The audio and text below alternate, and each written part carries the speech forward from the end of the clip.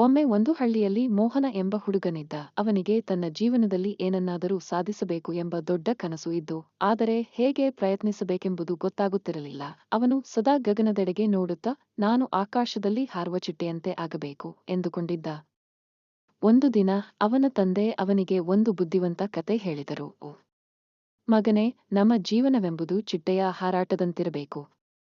ನಾವು ಪ್ರತಿ ಹಾರಾಟದಲ್ಲೂ ನಮ್ಮ ಗುರಿಯನ್ನು ಹೊಂದಿದಾಗ ಮಾತ್ರ ನಾವು ಗಮ್ಯಸ್ಥಾನಕ್ಕೆ ತಲುಪುತ್ತೇವೆ. ಆದರೆ ಚಿಟ್ಟೆ ತನ್ನ ಹಾರಾಟಕ್ಕೆ ಮೊದಲು ತನ್ನ ರೆಕ್ಕೆಗಳು ಬಲವಾಗುವುದನ್ನು ಕಾಯುತ್ತದೆ. ಈ ಮಾತುಗಳು ಮೋಹನನ ಮನಸ್ಸಿಗೆ ಹೊಳೆಯಿತು. ಅಂದಿನಿಂದ ಅವನು ತನ್ನ ಕನಸುಗಳನ್ನು ಸಾಧಿಸಲು ಶ್ರಮಿಸತೊಡಗಿದ.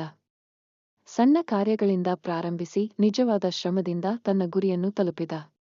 ಕಥೆಯ ಮೌಲ್ಯ: ಜೀವನದಲ್ಲಿ ದೊಡ್ಡ ಕನಸುಗಳನ್ನು ಕಾಣುವುದು ಮುಖ್ಯ, ಆದರೆ ಅವುಗಳನ್ನು ಸಾಧಿಸಲು ನಮ್ಮ ಶ್ರಮ, ಸಮಯ ಮತ್ತು ಭರವಸೆ ಅಗತ್ಯವಿದೆ.